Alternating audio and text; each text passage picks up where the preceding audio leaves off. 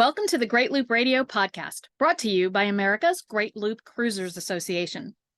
We're dedicated to sharing Great Loop information and inspiration with those actively cruising, planning for, or dreaming about a Great Loop adventure.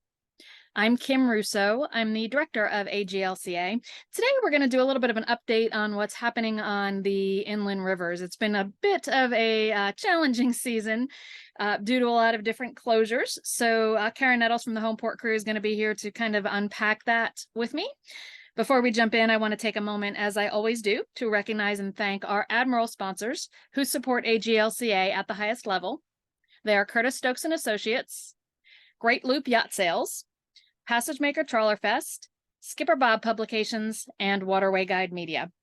As always, we encourage our viewers and listeners to support these businesses that support the Great Loop. So, Karen Nettles, thanks for joining me again today to kind of go over what's happening on the inland rivers. Oh, you're quite welcome. There's been a lot of activity, hasn't there? It's been a bit busy season, a lot going on, and yeah, we want to make sure that everybody's kind of up to speed and let it kind of serve as a lesson to those who might be coming in future years of the types of challenges you might have to deal with. Right. And then we just did cover the closures at the Illinois Waterway just a few podcast episodes ago. And then we know that boats have gone through. So can you tell us how AGLC worked with members to get them through there? Yeah, well, for those of you who didn't listen to that episode, there was a 4-month-long closure on the Illinois Waterway with no alternate route. So loopers knew about that ahead of time. Those who are at least engaged with the group should have known about that ahead of time because we've been putting out information for over a year about it. But the waterway was closed for some lock maintenance from June 1st through September 30th. Those were the scheduled dates. And it became pretty apparent we'd have a significant backlog of boats. Now, nobody was waiting in Chicago for those 4 months. They continued to cruise and explore the Great Lakes. But as we moved towards October, we knew that in the month of October, we'd have about 300 looper boats collecting in the Chicago area and looking to move down the rivers. So we were able to organize them into smaller groups to kind of avoid a giant bottleneck and the chaos that would come with everybody trying to move together. We're sitting here. This podcast is being released on October 27th, so almost the end of the month. And happy to say that just about everybody is now into the inland rivers and off of Lake Michigan, with the exception of a few who just extended their stay on the lake and were coming through later for various reasons. Well, it's a good relief to know that that's almost completed. So can you tell us how that all worked out, how the process worked? Yeah, it was a really time-consuming process, and there were a lot of delays and frustrations for our members, but I think overall most of them would agree that the actual process ended up not being as hard as they expected. AGLCA worked pretty closely with the Corps of Engineers who run the lock and the commercial interests who have priority on locking through so that we could be prepared for the reopening. And the Corps did ask us a week or so before the October 1st reopening to please hold up for about 5 days. That was a little frustrating for many, but the bottom line was that they weren't sure the locks would be fully ready for opening. They'd start to move commercial vessels, and they thought there was a pretty high risk of malfunctions. They and we did not want any pleasure craft to be stuck between locks in the pools there because there's no facilities, there's no resources there. And they certainly didn't want any pleasure craft to be stuck inside a lock should that malfunction occur. So there were some delays during those 5 days, but overall it led to a much smoother process when the pleasure craft started to move because some of the commercial backlog was through and they'd kind of worked the kinks out. So we had that one delay. We were sending our boats through 16 at a time. That was the number we determined that each lock in the area could handle, that our staging area at Joliet could handle. That 16 would move through the 3 reopened locks, which were Brandon Road, Dresden Island, and Marseilles on the Illinois Waterway, and end the day at AGLCA sponsor Heritage Harbor Marina, and travel as a group through that. That seemed to work really well. We did have one 3-day delay for serious weather concerns, wind and waves on the lake, and just wind in the locks. But all in all, after the second delay, we were able to kind of combine some groups and move everybody forward and get everybody through, I think, reasonably close to the time frame they were expecting. So I think overall it worked pretty well. I, for one, am glad everybody's through and that project is done. but we've been in touch with the Corps and they're pleased with how it went. They congratulated our flotilla leaders on a job well done, and they are happy to work with us the next time this happens. And that's the best case scenario. So we're happy with the way that all ended up. Well, we know you did put in a lot of work and effort to keep those flotillas going and shuffle them around. So I know that everybody appreciates what you did, because that helped with the effort as well. Yeah, there was a lot of flotilla shuffling, but we are pretty understanding of that. We tell loopers repeatedly not to have a schedule, and then we asked you to pick a day to go through, a month ahead of time. So we certainly knew and expected that there would be a lot of changes, and there were. But ultimately, there were very few that we had to say, nope, we can't get you through when you want to go through. And if we couldn't, it was usually only a day or two shift that they had to wait. So I think it went well, and hopefully our members would agree with that. Yeah, sure, for sure. And we know since then there's been some other issues on the waterway. So we're going to kind of cover some of the other areas on the routes. Why don't we start with the Mississippi River? What's now going on there on that portion of the route? Yeah, and I haven't figured out if this is just luck of the draw that it's a rough year all around, or if some maintenance projects were kind of planned for later in the season, because usually most pleasure craft are through. But the bottom line is that there have been several some short and some longer closures as loopers work their way down. So as they leave the Illinois waterway, which was the river that was impacted by the lengthy 4-month closures, loopers move on to the Mississippi River. The water, if you've been watching the news, is extremely low on the Mississippi for at least the second year in a row. So that impacts a lot of things. It impacts anchorages, because of course lower water means some of the anchorages become inaccessible if they're silted in at all. And the anchorages become smaller as the water lowers. Of course, the river kind of contracts. So the Mississippi portion of the route is always one that is kind of lacking for facilities. So as loopers work their way down, we asked them to continue. Our suggestion was move every day while you're on the Illinois waterway to free up the dockage and the anchorages for those coming behind you, since we were sending 16 more boats down every day. The Mississippi River, where it intersects with the Illinois, has several large marinas, so that was a good place to take a rest. I am hearing, though, that some loopers are taking an extended rest there, which is fine. We are certainly not trying to plan an itinerary for everybody all the way down the river system, but the later groups have started to catch up with the earlier groups if they haven't moved on. Flotillas are not necessarily staying together as a group of 16, but as more and more boats are coming through the Illinois River, hitting the Mississippi, it's creating a little bit of a backlog. So after you've rested up a little bit at Alton or Grafton or Port Charles, which are all AGLCA sponsor marinas, we encourage you to kind of continue moving along. Hoppies, which is a long time kind of looper institution because they offer a much needed fuel stop and overnight stop, is of course operational. It is not as large as it once was. Hoppies is a set of barges basically tied to the riverbank. And a few years ago, a few of them were impacted by flooding and are no longer available. So that's a little bit of a bottleneck. And the other thing that loopers should know about is one of the well-known anchorages coming through this area is the Kaskaskia Lock. The Kaskaskia River intersects with the upper Mississippi, and just inside the river's mouth, there is a lock. And just below the lock, there is generally a wall that loopers can tie to overnight as kind of a free, no frills stop.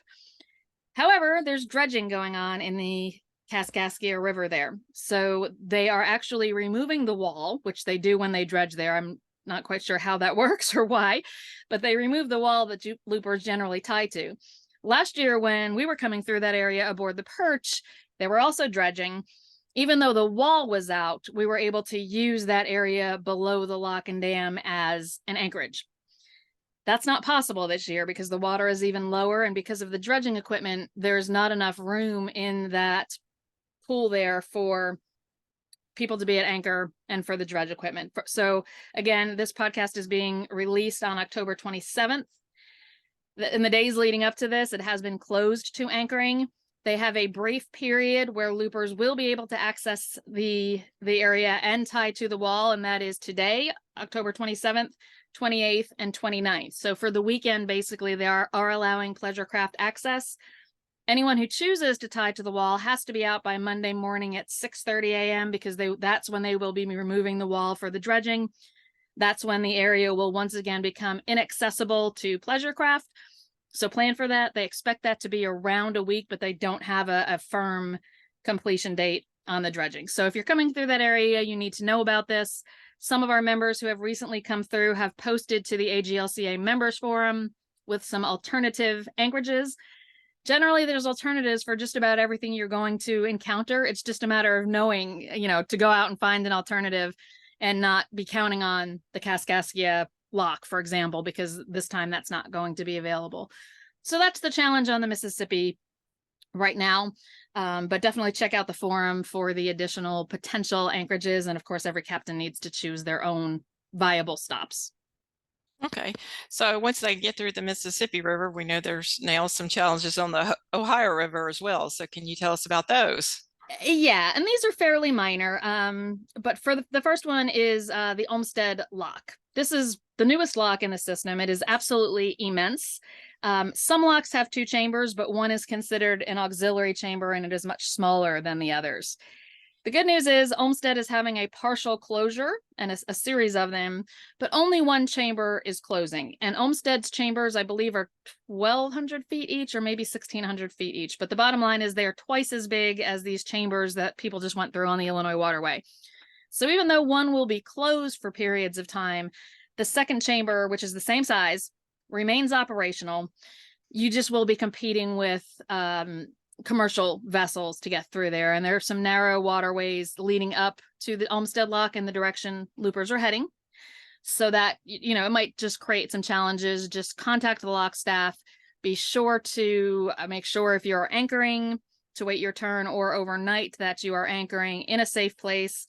The staff there recommends if you're arriving at night to anchor below the lock. Don't try to lock through and then anchor above to have a head start in the morning. They feel like it's really not safe to be anchoring above the lock because should the anchor slip or drag, you're moving towards the dam at that point.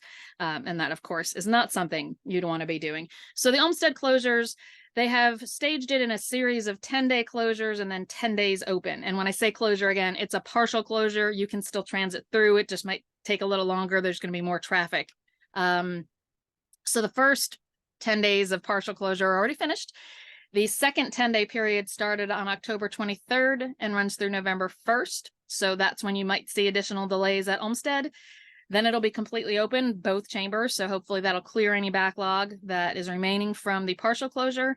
And then the third portion of the partial closure will be November 13th through November 22nd.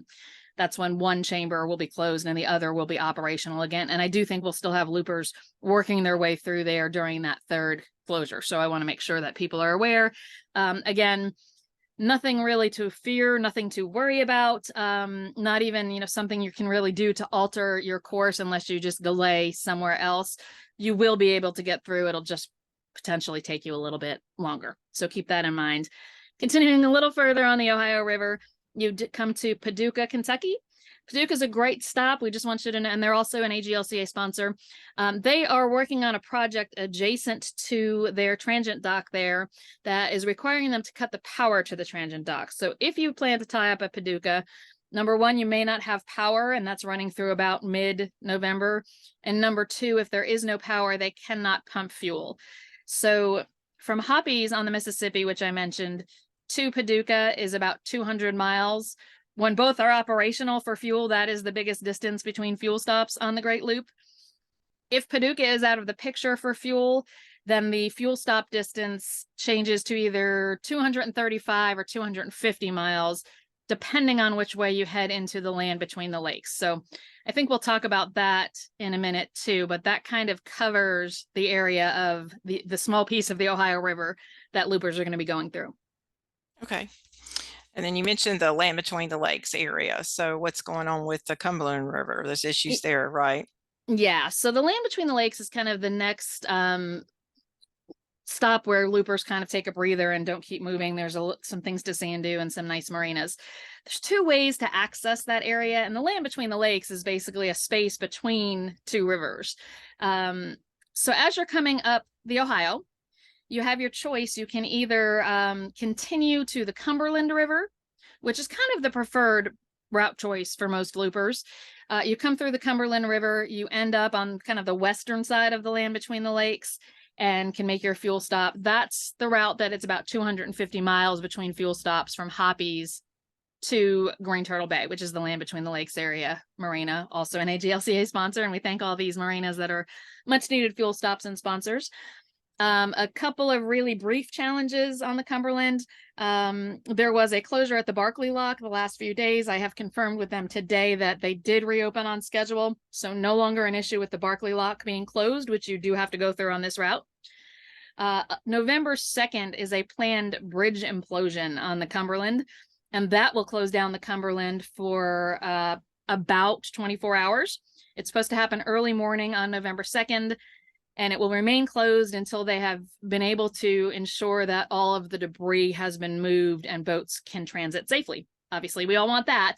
So look for notices about that if you're planning to come through about that time. Easiest way to deal with that is just to hold up for a day or two before heading to that area.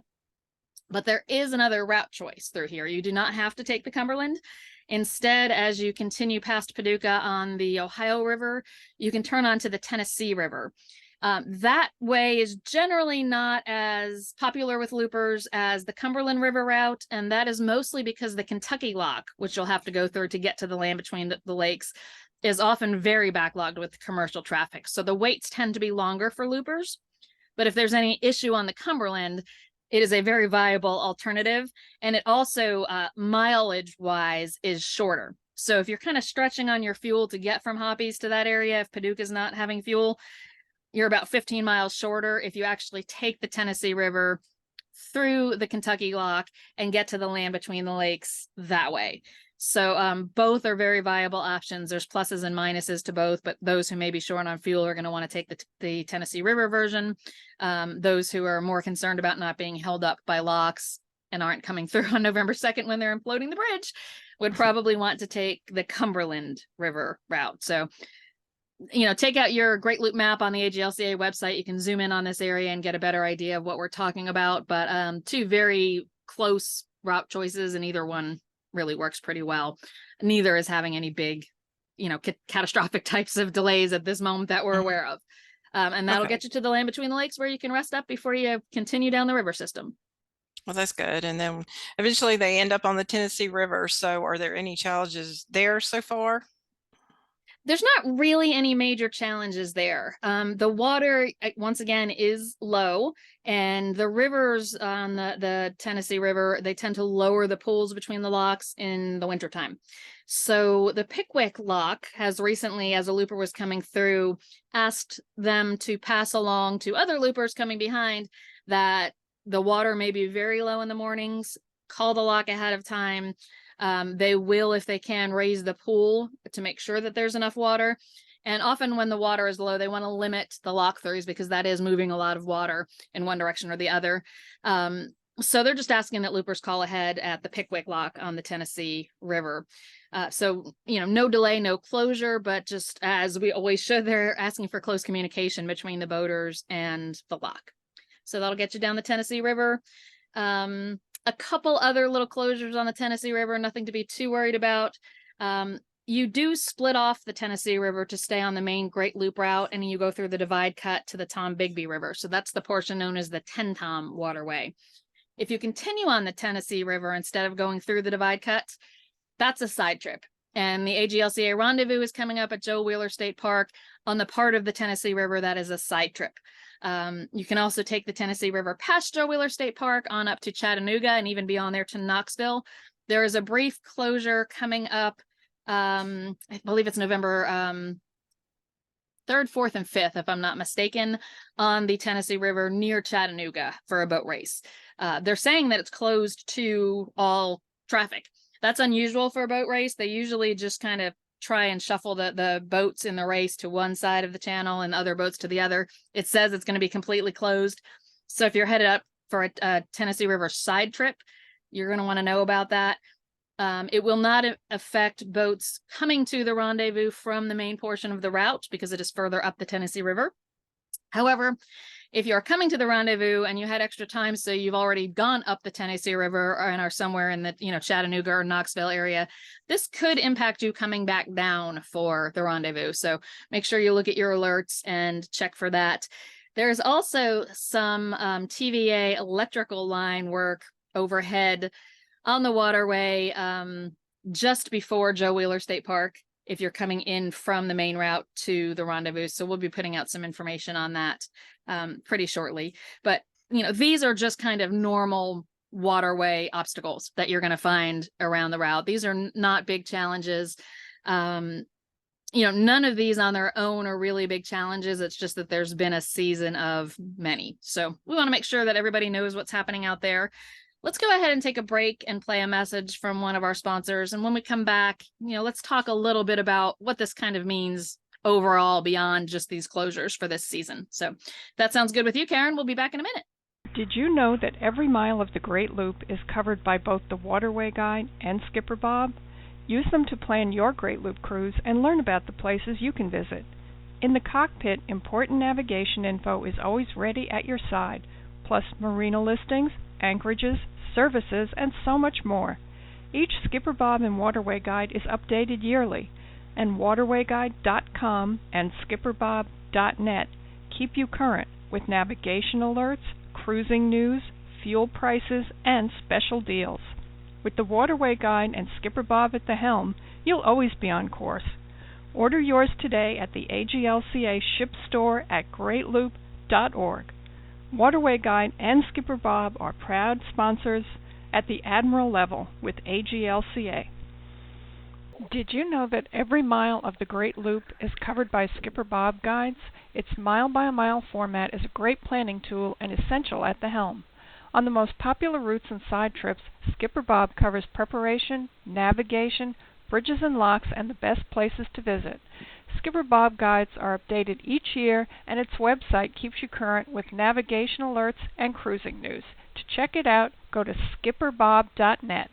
Skipper Bob is a proud Admiral sponsor of AGLCA. We're back on the Great Loop Radio podcast. Today, Karen Nettles from the Homeport crew and I are chatting about some of the closures and other kind of obstacles that have been faced on the river system this season. So yeah, it's been one of the more challenging seasons I can remember. Any take on that, Karen? I think it is challenging. We can remember a few years ago when there was an Illinois waterway closure, but this one seems to be a little more challenging than that one. And then all these other little other places on the Mississippi and Ohio and so forth that's had some minor closures. And speaking of that, now that we've kind of laid the land of what's taken place, those that are planning the loop can kind of be second guessing what's going on, what they have to endure when they're coming down the waterway in their cruising. So what do you hope people take away from this conversation, that it doesn't deter them from doing the route, but encourage them to still do it? Yeah, we definitely don't want these challenges that we've talked about to deter anyone from taking on their Great Loop. It has not been an easy season, but as I, kind of had suggested and hopefully was right in most cases, the flotilla thing ends up being kind of fun. You develop close relationships with the other boats in your flotilla. You've got, a group that you are going through the challenge with. So, the whole safety in numbers concept. It tends to be some of the highlights and some of the stories you tell after the loop when you encounter these challenges. So, really, I just kind of wanted people to know that they exist. We wanted to get the information out for the current group of loopers, in case they have missed any of the other, the forum or any of the other alerts that have gone out about some of these things that are still going on. But for future loopers, it's uncommon for all these to happen in one year, but they are the kind of things that happen every year, usually in smaller doses. So you always have to have a plan B. It's part of why we tell you not to have a schedule, so that, the, which lock, I guess it was the Barkley lock that was closed for 4 days earlier this week. If you have a schedule, those are the things that can really wreak havoc with that schedule. And those are some of the reasons that we suggest you don't. But, it just kind of exemplifies why a plan B is needed. It also, if the Great Loop were easy all the time, it wouldn't really be much of an accomplishment to complete it. So overcoming some of the challenging sections are really what makes it such an accomplishment. And so much of how it goes is attitude. Instead of people getting kind of frazzled when we had some delays in Chicago and the Corps asked us to hold up for 5 days and then there was a weather delay. I had one member who was like, oh, everybody was wanting to move forward. And one was like, can you move me back a day? We'd really like to go see Hamilton while we're here in Chicago. And that's kind of the attitude that we encourage. The people who were going to Cubs games and doing all the fun things that they could find in Chicago were the ones who had a great time while they waited for the lock to open. And it's the only way to really deal with it, is just to accept that a lot of this is outside your control and make the best of it. And it's great to see loopers out there doing that. And I hope that trend continues in the future, because our aging infrastructure is not getting any younger, and there will be more long-term closures like this. Certainly, like I said, you're gonna always have challenges and things are gonna come up. You just need to learn to go with the flow. Stay connected to the AGLCA website, to any, things we're putting out in our forum. Those are the best ways to find the information, and always be planning for a plan B, because it's great when waterway closures are previously announced and planned, but they can happen unexpectedly. So, every day you should have a plan B in case something goes wrong, but just kind of thinking a little bit more broadly, what will you do on your own loop if you are delayed in Chicago for a couple of extra weeks? Or what will you do if there's a lock that's down on the Erie Canal that's preventing you from getting further? And just start to set the frame of mind. We kind of have to give up control and accept that these things are going to happen. And that's the best you can do to be prepared, is look for what the plan B is going to be and be willing to accept what's outside of our control. And that's all I can really suggest. But I think even though it's been a little bit of a few extra challenges here and there, I really think the vast majority of loopers coming down the river system have enjoyed it, have had a good time. It is kind of it's a remote, and in some ways, because of that, a very tiring part of the Great Loop, because there's not a lot of places to stop for multiple days for breaks. So people tend to get to the rendezvous and they're kind of worn out. But as they continue down towards the Gulf and towards the salt water and towards Southwest Florida and the Keys that are looper favorites, the time where loopers don't move very much for a couple of months at a time because it's winter and they're enjoying South Florida is coming. So I hope everyone continues to enjoy their trip. As far as I know, everybody's remained completely safe through the challenges, and that, of course, is the most important thing. So we thank all of our members for cooperating with the processes that we put in place this season to help everybody get through. We're always open to feedback on how you think it went, so feel free to drop us an email at info@greatloop.org if you have any questions or feedback or comments for us. I think that about covers what Karen and I set out to do today. Anything else from you, Karen?